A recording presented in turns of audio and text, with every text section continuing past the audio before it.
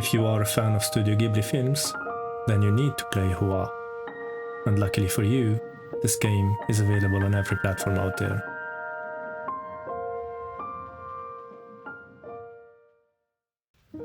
Undoubtedly, Hua's strong point is its art direction.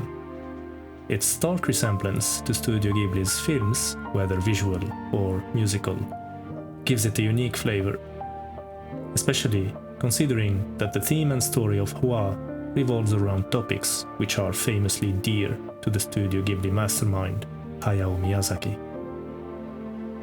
Unfortunately, this does not mean that Hua reaches the same level of perfection as its source of inspiration.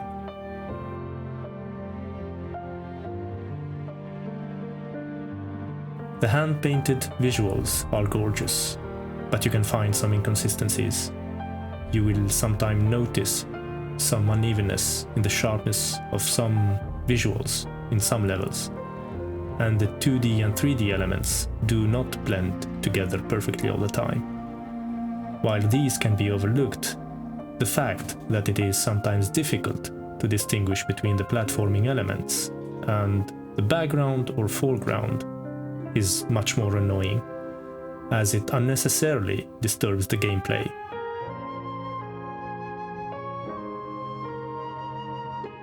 Speaking of which, Hua's core gameplay is one of a classic 2D puzzle platformer with a twist.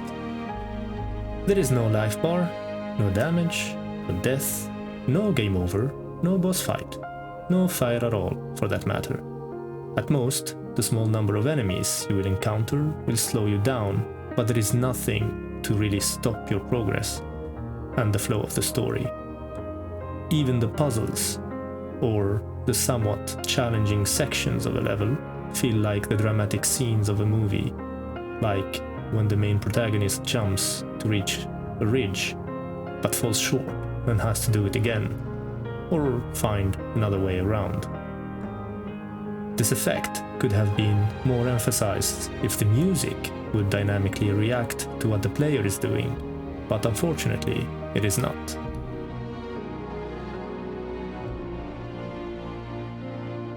This does not mean that the soundtrack of the game is not good.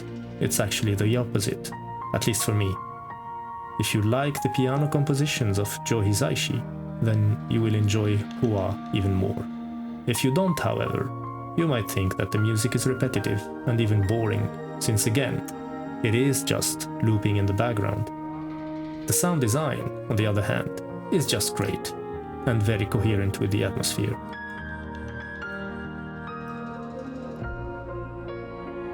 The story of Hua is inspired by a Vietnamese tale. The theme, namely the impact of industrialization on nature, is not that original, and it definitely lacks in terms of depth. But the storytelling more than compensates for that. Hua has no memories of her past, which makes the setup quite vague, and will leave you with many questions. Answers will come as you progress throughout the game and get help from the beautiful and whimsical creatures populating this magical world.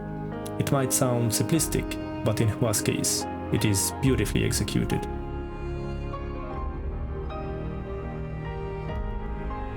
I played Hua on a mid-range laptop, and the experience was flawless from a technical point of view.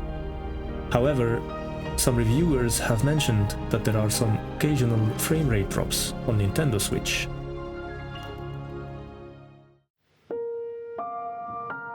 After experiencing the game, I cannot help but feel that this is more of an overly interactive animated feature film than a regular game.